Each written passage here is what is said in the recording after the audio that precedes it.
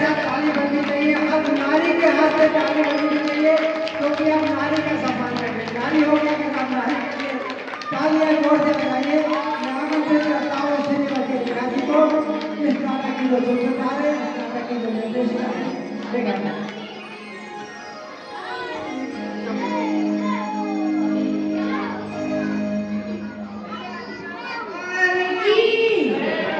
बोलिए आचार्य श्री हरसागर जी महाराज की जयकारे में दम नहीं है, लगता है सबका ही उपवास हो गया है। तो जरा जयकारे में जोर से बोल दीजिए जिनके कारण हम सभा पर इकट्ठे हुए हैं। बोलिए 108 श्री हरसागर जी महाराज की। देखिए आप सभी ने अपना कीमती समय देकर आप लोग यहाँ पर आए हैं, आप सभी का बहुत ही बहुत धन्यवाद। इंतजार लगता है थोड़ा सा ज्यादा है, कहते हैं कि अच्छी चीज के लिए इंतजार करना ही होता है। तो आपसे थोड़ा सा क्षमा, अगर कोई गलती हो गई हो उसके लिए भी, अगर नाटक में अगर आपको कहीं भी ऐसा लगे कि हमसे कोई भूल चूक हो गई है तो उसके लिए मैं पहले क्षमा प्रार्थी हूँ।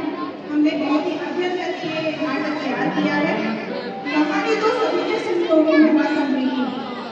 मैना सुंदरी एक ऐसी भारतीय नारी है जिनका पूरा जीवन हम सबके लिए एक उदाहरण है, जिनका देवशास्त्र पर श्रद्धा तो था ही, लेकिन उनका ये मानना था कि इंसान अपने पूर्वोपार्जित कर्मों का फल स्वयं भुगतता है। हम तो बस उसका साधन करते रहते हैं। जो भी यह सोचता है कि हम परिवार में अगर कोई विचार करता है कि मैं उसको खिला रहा हूँ या मेरी वजह से तुम कुछ हो, तो सत्य है, सत्य नहीं है। क्योंकि जो भी उसको पता है वह उसके भाग्य से मिलता है, लेकिन भाग्य के साथ साथ पुरुषार्थ भी जरूरी है। और यह पुरुषार्थ उच्च आत्मिक बल और भक्ति से आता है, जो कि हमें मंदिर में अपने गुरुओं के संतों के सानिध्य से मिलती है और आगम से मिलती है।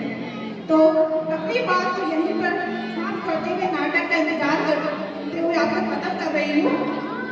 छोड़कर अपना बसेरा, छोड़कर अपना बसेरा एक नए घर आती है, नए रिश्ते नए लोग अपने प्रेम से महकाती है, अपनी पहचान की एक दुनिया बनाती है। शक्ति है उस नारी की जो हर दर्द हंस के सह जाती है, हंस के सह जाती है। देखिए मैना सुंदरी के जीवन की गाथा, जिसका मानना था कि लाख करो चतुराई करना, बेटी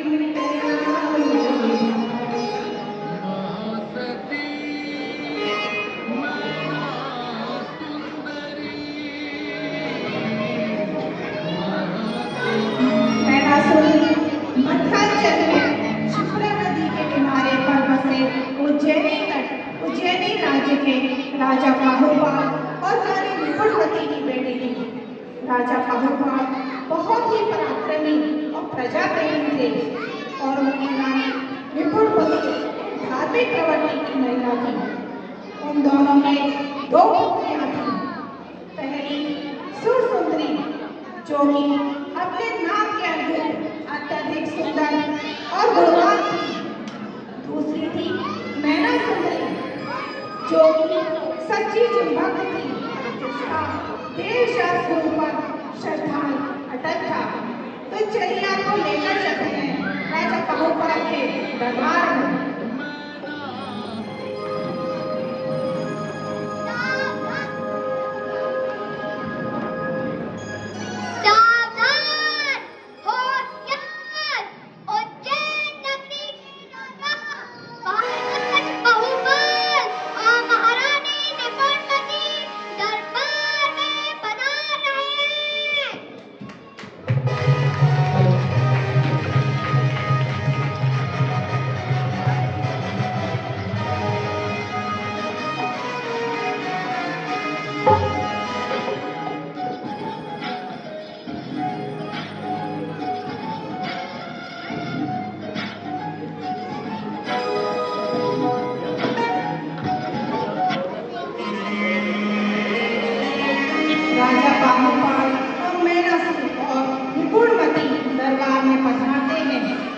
कारीगर उनका स्वागत करते हैं।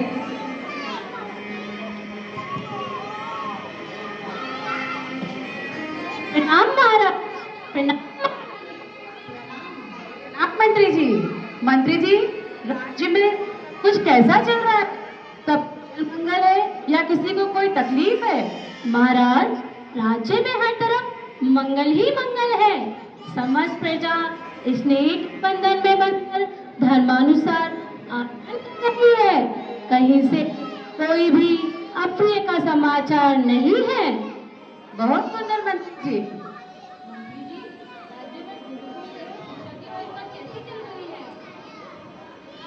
महारानी जी, राज्य का शैक्षिक वातावरण अति उत्तम है। गुरुकुल में भोजन, वस्त्र आदि निःशुल्क उपलब्ध कराए जा रहे हैं। आचार्यगण छात्रों को शास्त्र शास्त्र की शिक्षा के साथ साथ नैतिक और मानवीय मूल्यों की शिक्षा भी प्रदान कर रहे हैं। अति उत्तम, यह जानकर अत्यंत प्रसन्नता हुई। महारानी, आज दोनों राजकुमारियां दरबार में नहीं दिखाई दे रही, कहाँ है वे? महाराज, दोनों राजकुमारियां हमारे राजकीय उद्यान में क्रीड़ारत है। चलिए महाराज, उद्यान की ओर चलते हैं। मंत्री जी, आप भी चलिए। जी महाराज।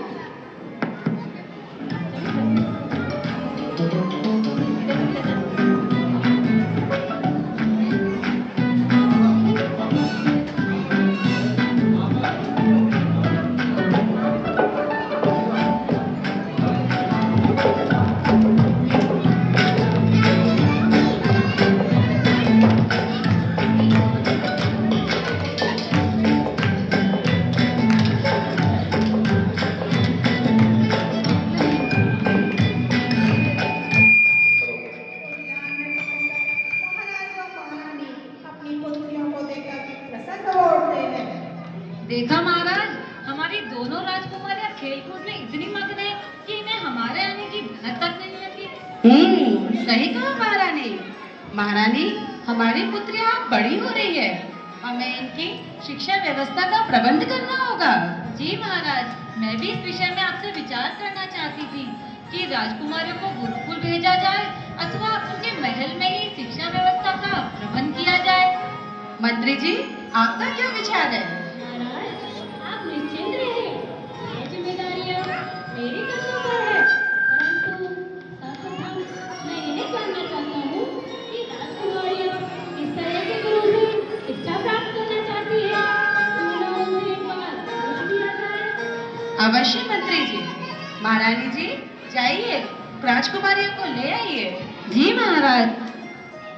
महारानी दोनों राजकुमारियों को उनके पिता के पास ले जाती हैं।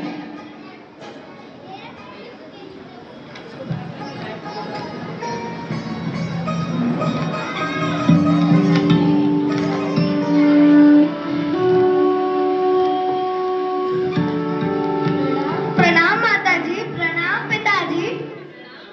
सदा सुखी रहो पुत्रियों। पुत्रियों, आज हमने तुम्हें यहाँ एक विशेष उद्देश्य से बुलाया है। हम जानना चाहते हैं तुम किन गुरुओं से शिक्षा प्राप्त करना चाहती हो। सुरसुंदरी, तुम बताओ। पिताजी, मैं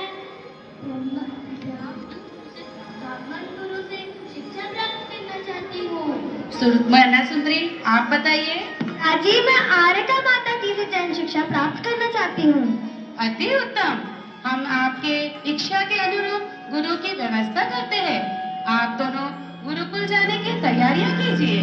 जी पिताजी, जी माता जी। सुंदरी और मैना सुंदरी अध्ययन के लिए गुरुकुल चली जाती है। सुंदरी ब्राह्मण गुरु से शिक्षा प्राप्त करती है और मैना सुंदरी एक आर्य का माता जी से शिक्षा प्राप्त करती है।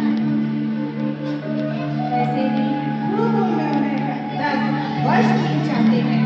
उनकी शिक्षा पूर्ण हो जाती है और वापस आने का समय हो जाता है।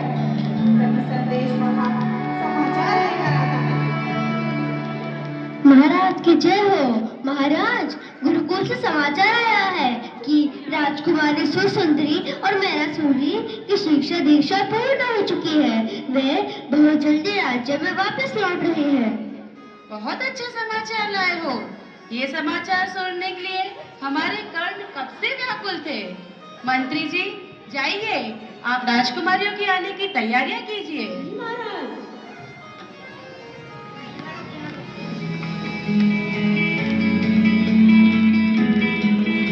सोने की चांदी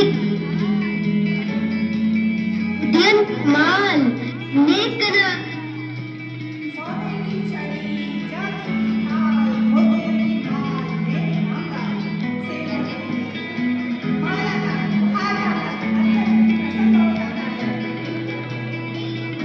राजकुमारी सुसुंदरी और नैना सुंदरी राज्य में वापस आती है। सभी राज्यवासी और दरबारी उनका अपने दिल से स्वागत करते हैं।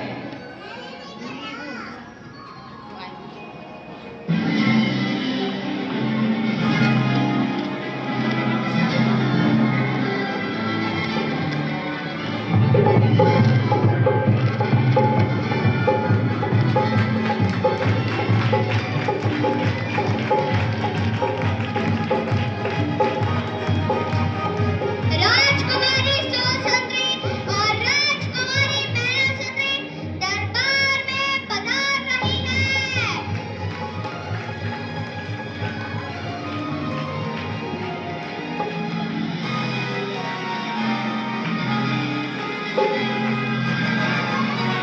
जय जिनेंद्र माँ, जय जिनेंद्र पिताजी।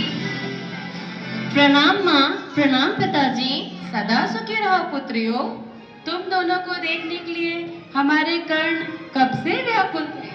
एक एक पल एक एक वर्ष के भांति महसूस हो रहा था। हम भी आप दोनों से मिलने के लिए अधीर हो रहे थे। महाराज और महारानी वर्षों बाद अपनी पुत्रियों से मिलकर प्रसन्न हो जाते हैं। पूरे राज्य में खुशी की लहर छा जाती है। उनका अधिकतम समय अपनी पुत्रियों के साथ व्यतीत होने लगता है और हर दिन एक नया दिन बनने लगता है।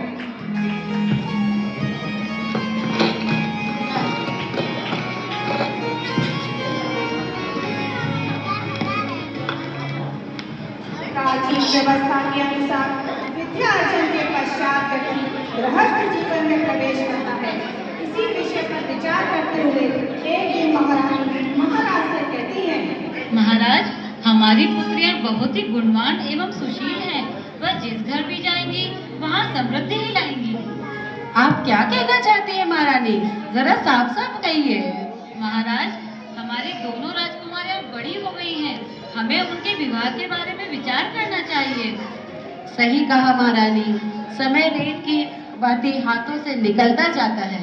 हम मंत्री जी से कहकर पुत्रियों के लिए उपयुक्त वर खोजने के लिए कहते हैं। परंतु महाराज, हमें लगता है हमें एक बार दोनों राजकुमारियों से उनके मन की बात जान लेनी चाहिए कि वो किससे विवाह करना चाहती हैं। जैसा आपको उचित लगे महारानी। महाराज सैनिक को कहकर राजकुमारी को कक्ष में आने के लिए संदेश भिजवाते हैं। राजकुमारियां अपने पिताजी और माताजी से मिलने के लिए बढ़वाती हैं।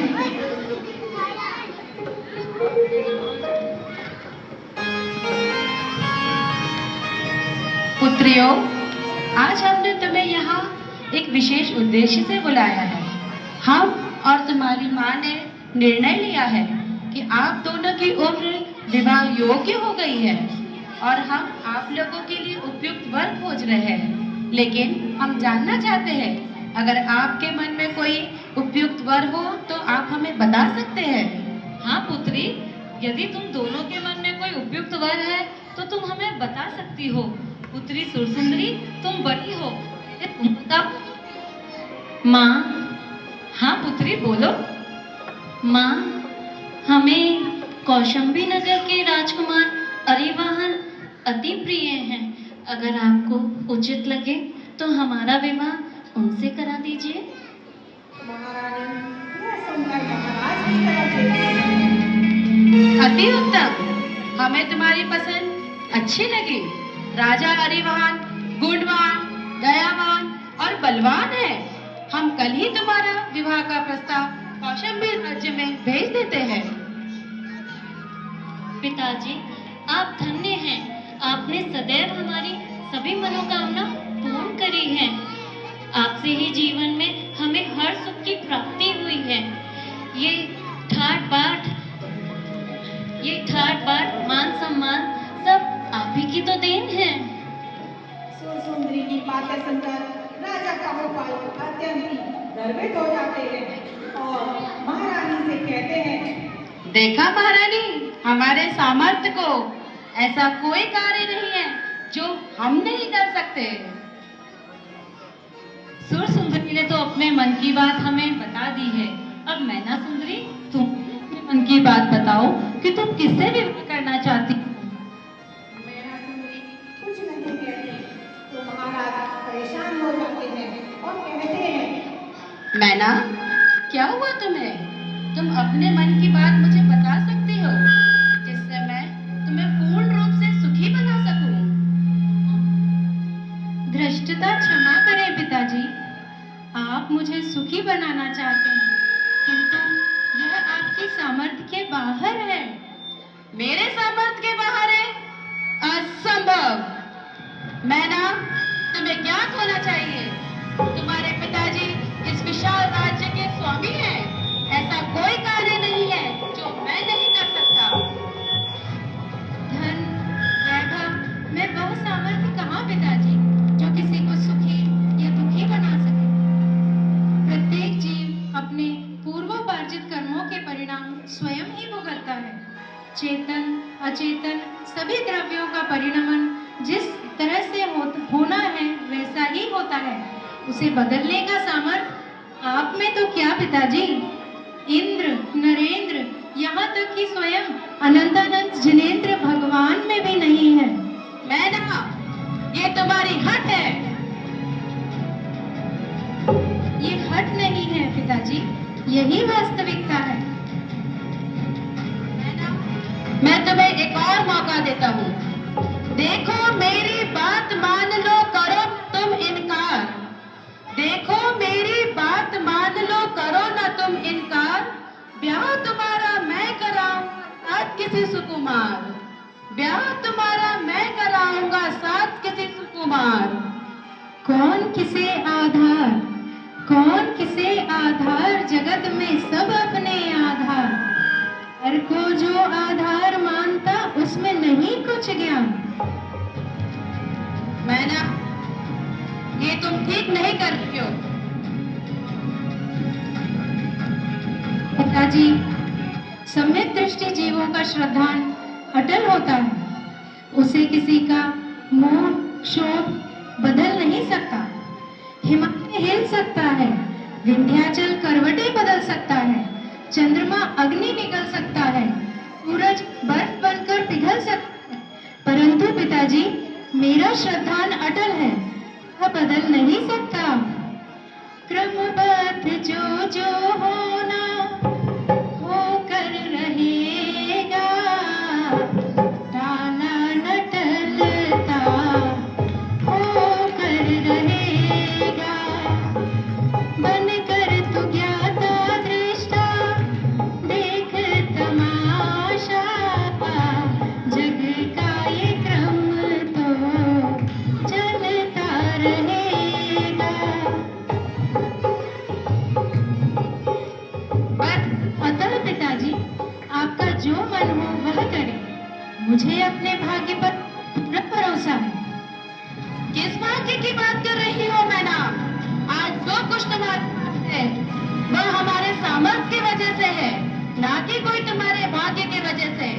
अगर मैं तुम्हारा किसी गरीब निर्धन व्यक्ति से दिला दूं, तो सारा राज्य सुख छिन जाएगा।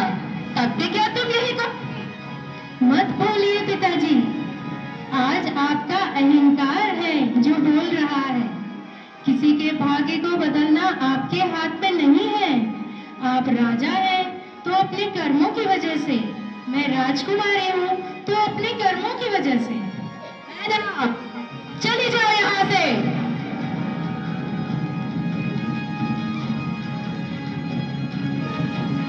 अपने भवन में चले जाते हैं। राजा का गोपाल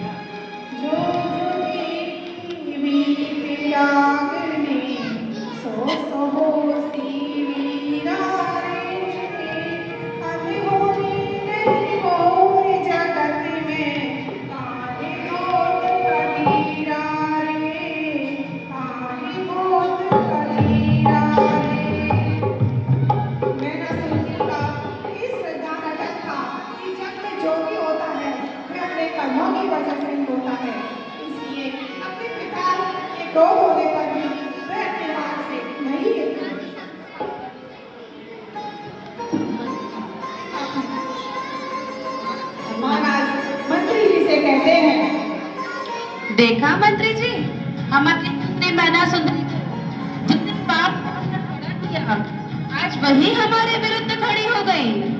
महाराज, आप क्रोधित न हो। राजकुमारी जी का महाराज, आप क्रोधित न हो। यह राजकुमारी जी का बाल हट है, वह अभी नादान है। नहीं मंत्री जी, ऐसा नहीं है। आज हमारी पुत्री हमारे विरुद्ध खड़ी है, कल प्रजा से कोई हमारे आज्ञा के विरुद्ध खड़ा होगा। मंत्री जी, हमें इस मैना को सबक सिखाना ही होगा। जी आपकी आज्ञा महाराज। मैना, मैना,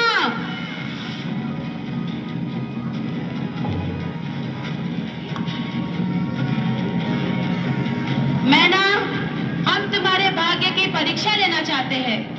हम देखना चाहते हैं आज जो कुछ भी तुम्हारे पास है वह हमारे सामर्थ्य के वजह से है या तुम्हारे भाग्य के वजह से है। अवश्य पिताजी, मैं तैयार हूँ। तो ठीक है।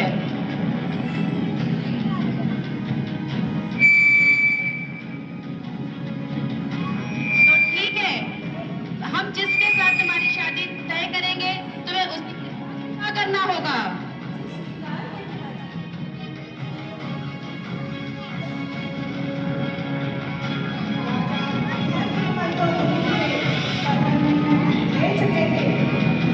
अपने वचनों को सत्य सिद्ध करने के लिए राजा बाहुबल अपने मंत्री के साथ मैना सुंदरी के लिए निर्धर वर की तलाश में निकल पड़ते हैं। मंत्री जी, चलिए, हमें मैना सुंदरी के लिए वर खोजना है।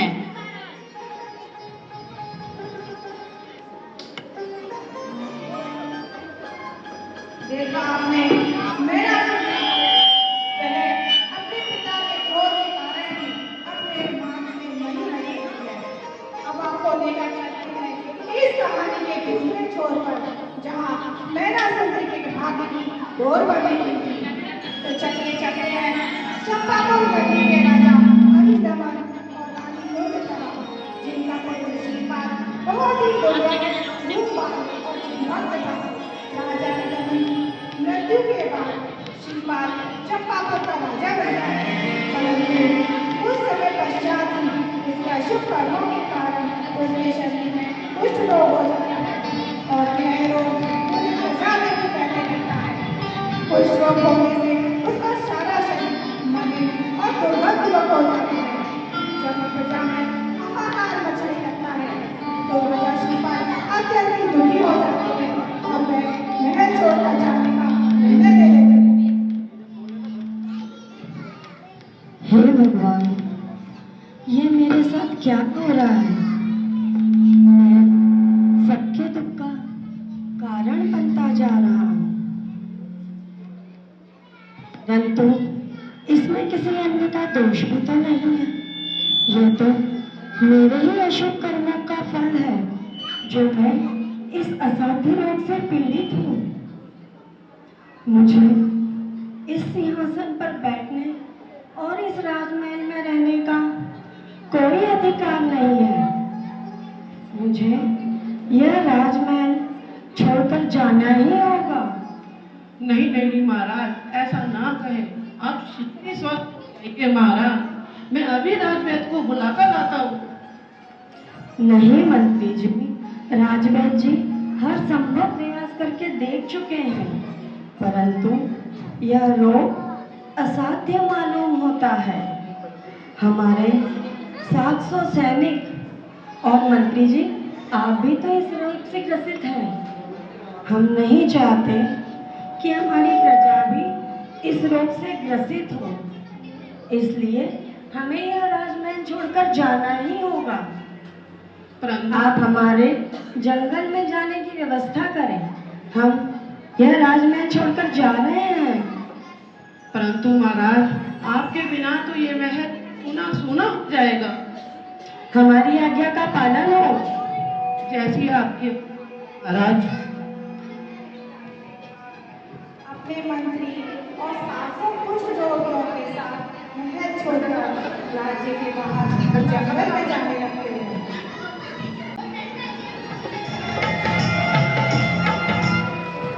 चलिए महाराज।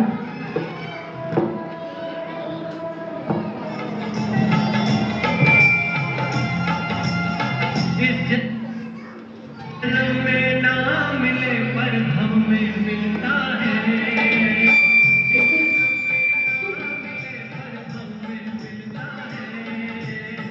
अपने कर्मों का फल सबको मिलता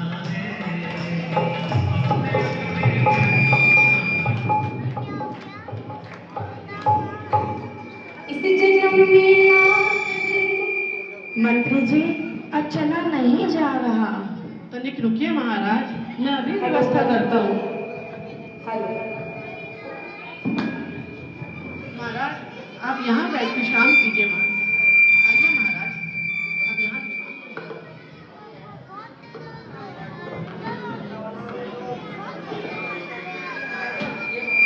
आइए महाराज, इस चीज के नीचे आप विश्राम कीजिए महाराज।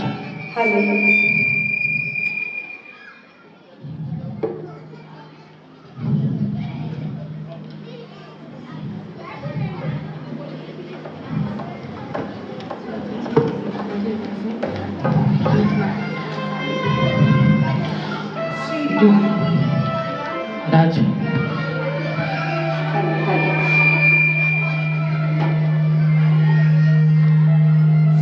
श्रीपाल अपने बंधुओं के साथ उज्जैन नगरी की सीमा पर स्थित एक उद्यान में जाकर विश्राम कर रहे होते हैं। तभी राजा पाहुपाल उनके मंत्री के साथ घूमते घूमते वहां तक पहुंच जाते हैं।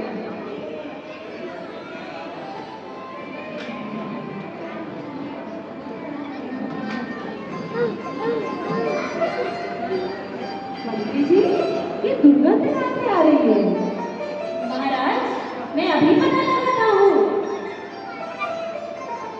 मंत्री थोड़ी दूर जाकर देखते हैं कि श्रीपाल और अन्य लोग कुष्ठ रोग से पीड़ित हैं और उनके शरीर से पीप और खून बह रहा था, जिससे सारे जंगल में अत्यधिक दुर्गंध फैली हुई थी। मंत्री वापस आकर राजा से कहते हैं, महाराज यहाँ खास एक उद्यान में कुछ पथिक ठहरे हुए हैं। ऐसा मालूम होता है वे कुछ लोग से पीड़ित हैं। उनके सभी गले शरीर से ये दुर्गंध आ रही है। चलो मंत्री जी चलकर देखते हैं। ये महाराज कृपया आप वहाँ ना जाएं। ये कुछ लोग छूने से कहता है आप वहाँ ना जाएं महाराज। महाराज मंत्री का सुना कर देते हैं और श्रीपाल के निकट पहुंच जाते हैं।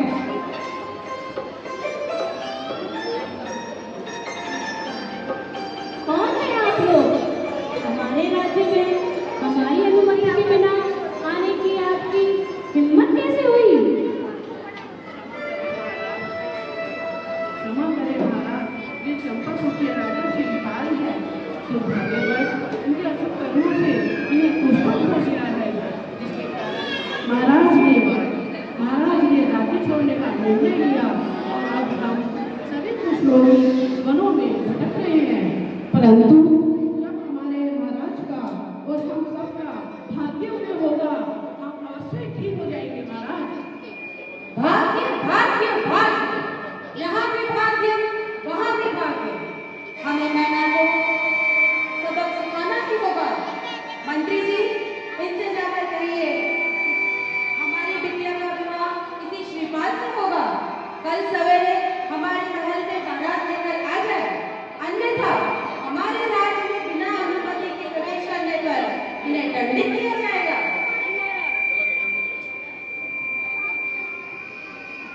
हे भगवान, कैसे जो मुझ जैसे कुष्ठ रोगी के साथ अपनी पुत्री का विवाह करना चाहते हैं।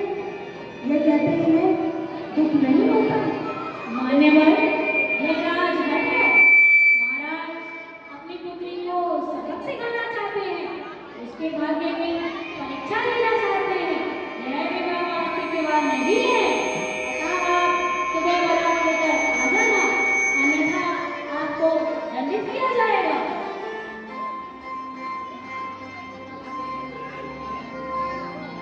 राजा और महामंत्री महल वापस आ जाते हैं और श्रीपाल चिंता में डूबते हैं।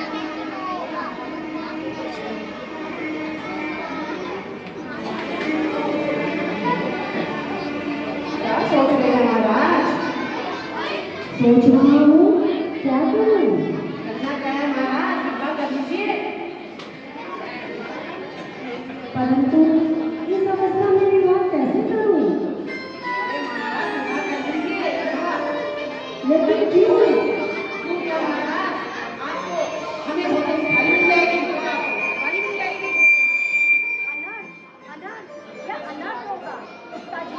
बर्बाद हो जाएगा।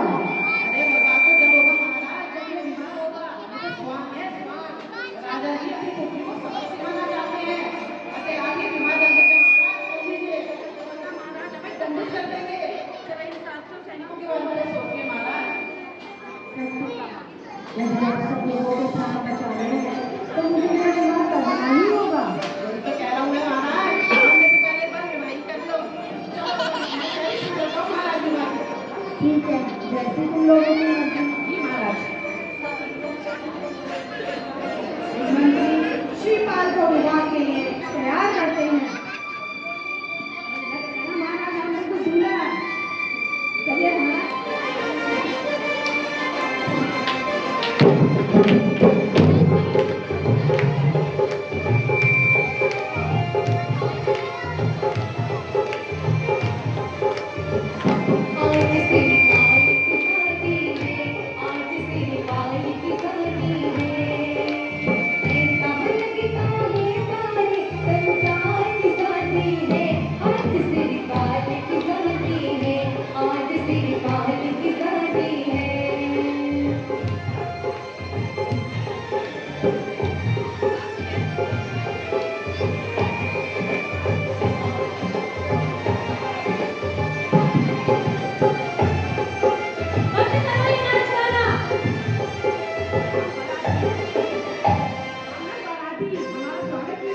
हो गया स्वागत, आप यहीं बैठ जाइए। अंदर आने की अनुमति आपको नहीं है। महाराज और महारानी जी यहीं पधार रहे हैं। हमारे राजा जी राज्य के होने वाले दामाद है, दामाद। हाँ हाँ, हमें ज्ञान है। आप यहीं बैठकर प्रतीक्षा कीजिए।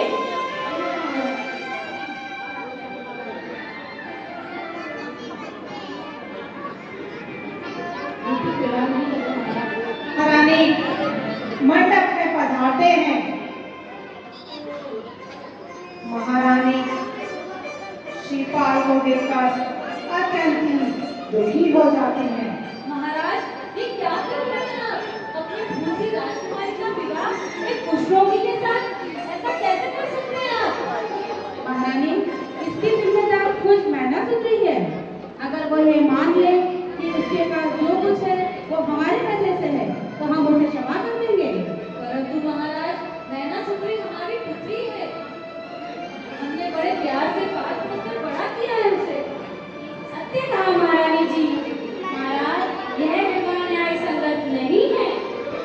महारानी और मंत्री जी महाराज को समझाने का बहुत प्रयास करते हैं, परंतु महाराज उनकी एक नहीं सुनते तो महारानी को विवाह के लिए बुलवाते हैं। मंत्री जी जाइए, राजकुमारी को बुलवाइए।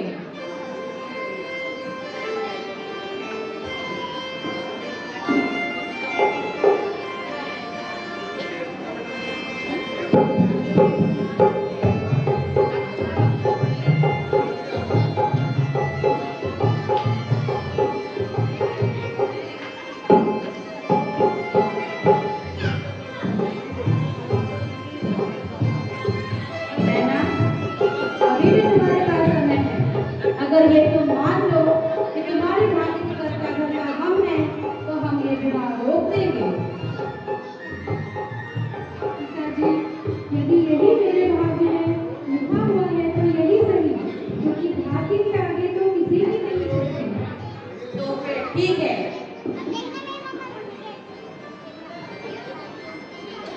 आइए महाराज।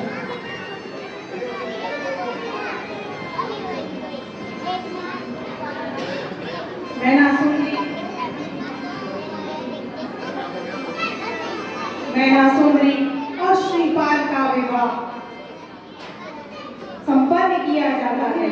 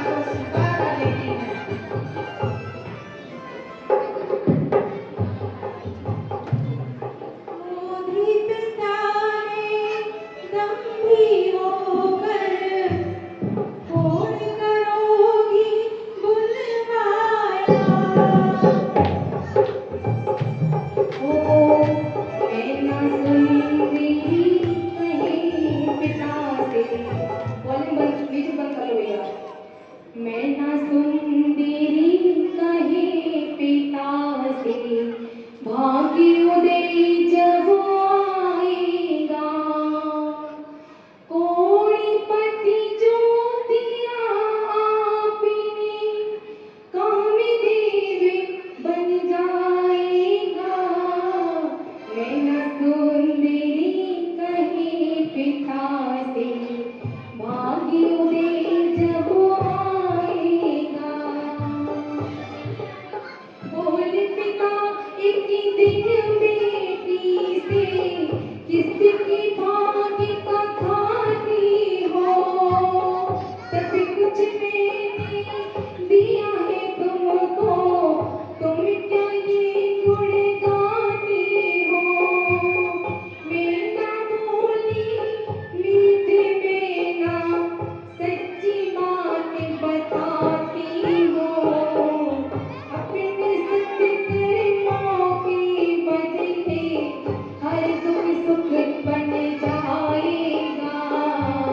मैं न सुंदरी कहे पिता से, भाग्योदय जब आएगा। दूर करोगी दुर्गाया, रोग मिटाने दम में होकर, दूर करोगी दुर्गाया, प्राणों से प्यारी,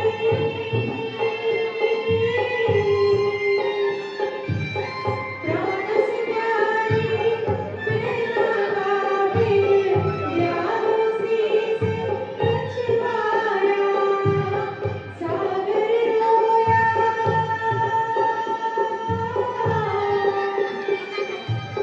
सागर रोया, रोई नगरिया, पर्वत का दिल थर्राया, आई विदाई की बिना तो बाप का दिल में भर आया।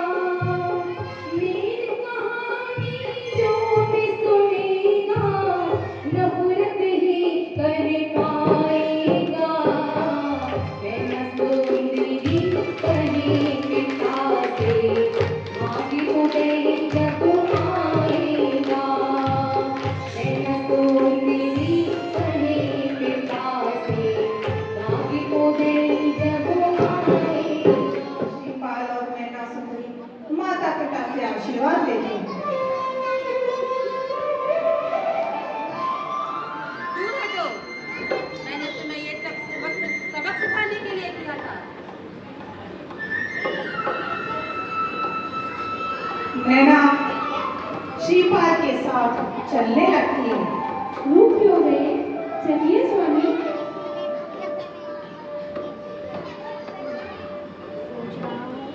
जब तक मैं पूर्ण रूप से सोच रहा हूँ जब तक मैं पूर्ण रूप से स्वस्थ नहीं हो जाता, तब तक तुम अपने पिता के घर ही रहो। नहीं नहीं स्वामी, ये आप क्या कह रहे हैं? पतिव्रता स्त्री के लिए तो पति से बढ़कर और कुछ भी नहीं है। मैं तो आपके साथ ही चलूंगी। जिद मत करो मैना, जब मैं पूर्ण रूप से स्वस्थ हो जाऊंगा, तब स्वयं ही तुम्हें लेने आऊंगा। नहीं नहीं स्वामी, मैं आपकी सेवा करना चाहती हूँ। आपके साथ देव शास्त्र गुरु की आराधना में समय बिताना चाहती हूँ। सेवा के इस अवसर से मुझे वंचित न करें नाथ। उठो मैना उठो, तुम इस संसार की परेशानियों को सहन नहीं कर पाओगे। तुम्हारा ये सौंदर्य, ये रूप सब मिट्टी में मिल जाएगा। यह सब मिट्टी में तो है स्वामी, मुझे कृपा कर आपके साथ चलने दीजिए। ठीक है, जैसी तुम्हारी मर्जी। श्रीपाल और मैना सुंदरी माता पिता से आशीर्वाद लेकर चलने लगते हैं। धन्य हो बेटी, धन्य हो और धन्य हो तुम्हारी बेटा। विपरीत परिस्थिति में भी जिन धर्म पर अपनी श्रद्धा कभी न छोड़ना, सदा देव शास्त्र गुरु की शरण में ही रहना और अपने स्वास्थ्य का ध्यान रखना।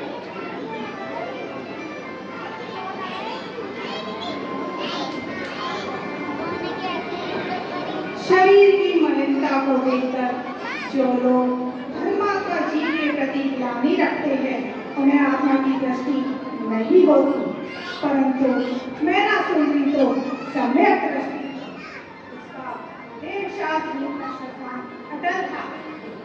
तो श्री नैना सब कुछ जानकर भी श्रीपाल को अपना पति स्वीकार करती है और उसके प्रति कर्तव्यनिष्ठ रहती है। यह देखकर महाराज को बहुत ही पश्चाताप होता है। पश्चाताप करते हुए महाराज अपनी पुत्री के लिए जंगल में ही महल बसा देते हैं, जहाँ नैना सुंदरी श्रीपाल की सेवा करती है।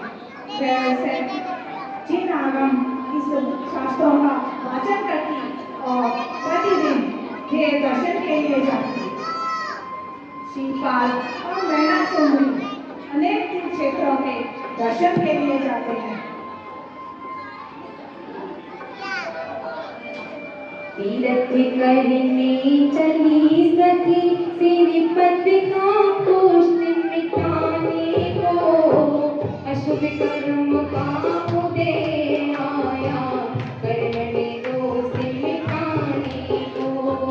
तीर्थ करने चली सखी सिरपत का पुष्ट मिटाने को, अशुभ कर्म का उदय आया करने दोष मिटाने को।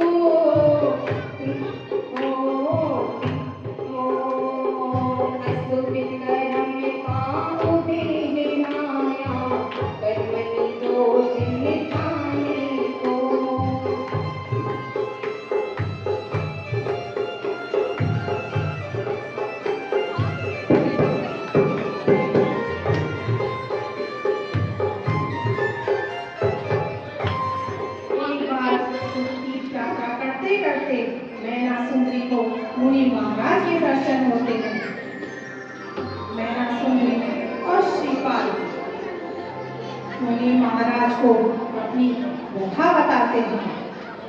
मुनि महाराज से संबोधन देते हैं। मुनिराज, आप तो दयावान हैं, करुणा की मूर्ति हैं। कृपया कर हमें बताइए, मेरे पति से ऐसा कौन सा पाप हुआ है जिसके फल के रूप में उन्हें यह असाध्य रोग मिला है? कृपया हमारा मार्गदर्शन कीजिए। सती सुनो, तुम्हारे पति पूर्व भाव में चंपापुर के राजकुमार थे। एक दिन वह अपने सासू सैनिकों के साथ जंगल में शिकार करने के लिए मनोरंजन करते हुए घूमते हुए वहां पर पहुंचे और वहां पर उन्होंने एक दिगंबर मुनिराज को देखा और दिगंबर मुनिराज के स्वरूप को समझते नहीं थे, इसलिए उन्होंने दिगंबर मुनिराज का उपहास बनाया और इतना ही नहीं उनके ऊपर थूका। इस थूकने के कारण उनको कुष्ठ हुआ और उनके 700 सैनिकों ने भी उनका समर्थन किया, उपहास कराया, उपसर्ग किया। तो इसलिए साथ में उनके 700 साथियों को भी कुष्ठ हुआ। तो यह कुष्ठ मुनिराज के ऊपर उपसर्ग करने से एवं मुनिराज के ऊपर थूकने से उन 700 व्यक्तियों को श्रीपाल के साथ सबको कुष्ठ रोग हुआ था। हे मुनिराज, इन्हें क्षमा कर दीजिए, इन्हें क्षमा कर दीजिए मुनिराज, और इस समस्या का समाधान बताइए। हे सती, आप अपने पति के कुष्ठ से पीड़ित हैं, क्लांत हैं। आप अपने पति के कुष्ठ का निवारण करना चाहती हैं तो आगम में हर प्रकार की व्यवस्था है, हर प्रकार के कष्टों का निवारण किया जा सकता है, हर पाप का पश्चाताप किया जा सकता है, तो हर पाप का प्रायश्चित भी होता है। इसका भी प्रायश्चित हो सकता है तो आप सिद्धचक्र मंडल विधान का विधान करें एवं इस यंत्र का विधि विधान पूर्वक शुद्धि पूर्वक आराधना करते हुए इसकी आराधना करें और इस यंत्र सिद्धचक्र यंत्र के गंधोदक अभिषेक का गंधोदक इन रोगियों के कुष्ठ पर लगाएंगे तो इन रोगियों का कुष्ठ भी ठीक हो जाएगा। ये कोई सामान्य रोग है, ऐसे अनेक अनेक प्रकार के असाध्य रोग भी भगवान के चरणामृत यानी गंधोदक के स्पर्श से दूर होते हैं। तो आप अपने पति का कुष्ठ का निवारण चाहती हैं तो सिद्ध चक्र विधान करें। सिद्ध चक्र विधान के अवसर पर सिद्ध यंत्र का अभिषेक करते हुए उनको उसका गंधोदक स्पर्श कराएं, उसका गंधोदक लगाएं। उस गंधोदक के प्रभाव से पूरी काया कंचन काया हो जाएगी। इसका प्रायश्चित करेंगे। प्रायश्चित के बिना कुछ भी नहीं होता है, प्रायश्चित से पूरी काया कंचन काया हो सकती है। नमोस्तु मुनिराज, धन्य हो गए आपका सानिध्य पाकर। नमोस्तु मुनिराज। मैना सुंदरी को जैन धर्म के सिद्धांत पर पूर्ण विश्वास था। मैना ने मुनिराज की आज्ञा से संपूर्ण विधि समझकर एक सुंदर सा माडला बनाया और अष्टद्रव्य से भक्ति पूर्वक जिनेन्द्र देव की पूजा अर्चना की।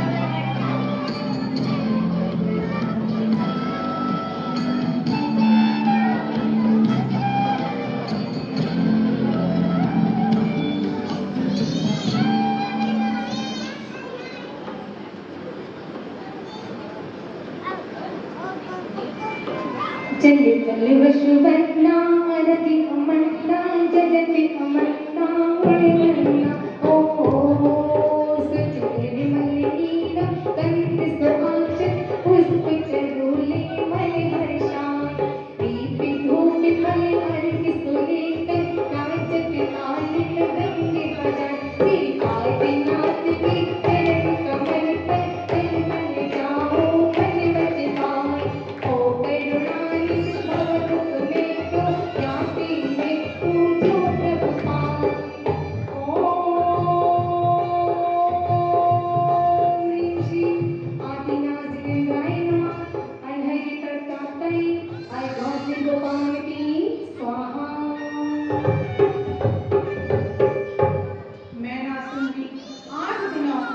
जिनेन्द्र देव की पूजा आराधना करती है और भक्ति पूर्वक सिद्ध चक्र विधान करती है और तत्पश्चात विधान से प्राप्त गंधोदक राजा शिवपाल और उनके मंत्री 700 सैनिकों को लगाती है।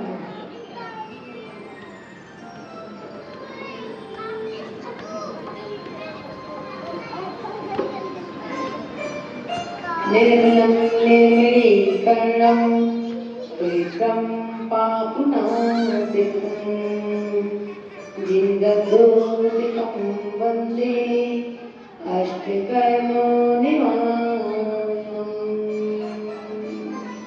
गंधोदक स्वयं में निर्मल और पवित्र है, यह औरों को भी निर्मल और पवित्र करता है। जब ये प्रतिमा पर अभिषेक होकर मूर्ति के जय हो।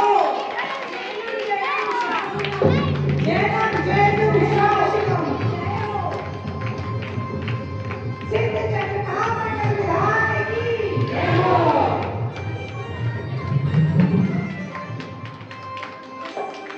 गंधोदक स्वयं में बहुत ही निर्मल और पवित्र है, यह औरों को भी निर्मल और पवित्र करता है।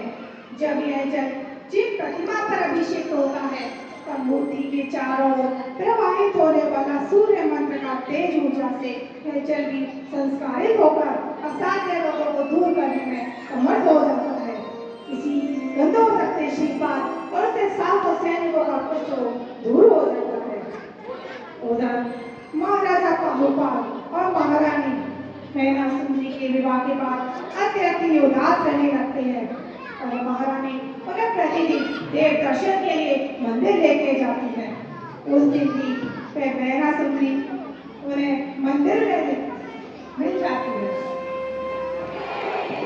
जोर से बोलेगी, कुछ विघ्न ना आए। आदिनाथ भगवान की कर्मों का उदय हुआ है। मेरे पति निरोगी काया को प्राप्त हुए हैं। मेरे माता पिता से मेरा पुनर्मिलन हो रहा है। जय जिनेंद्र पिताजी, जय जिनेंद्र माँ। मुझे क्षमा कर दो पुत्री। नहीं नहीं पिताजी, आप पश्चाताप ना करें। ये सब कर्मों का दोष है। कर्मों के आगे, भाग्य के आगे तो किसी का नहीं चलता।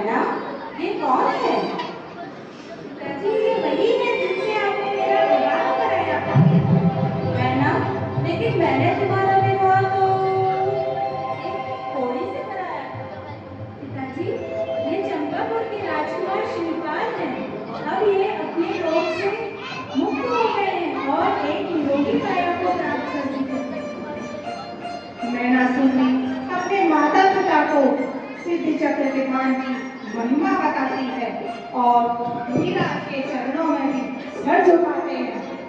सब महाराज और महारानी अत्यधिक प्रसन्न होते हैं और नैना को अपने महल लेकर जाते हैं। सत्य ही कहा है, भावना पाषाण को भगवान बना देती है और साधना अभिशाप को भगवान बना देती है। नैना सुंदरी और श्रीपाल तब भोग स्वामी है, वे आगे जाकर दोनों ही भिक्षा ले लेते हैं। इसी के साथ मारिया नायक का संबंध होती है। जब गर्भ अठाई आया है, उत्सव युद्ध पाठ कराया है, सबके तन छिड़का नंद नमन का पानी, बल पायो मैं नारायणी, श्री सिद्ध जग का पाठ करो दिन हाथ ठाक से पानी, बल पायो मैं नारायणी, श्री सिद्ध जग का पाठ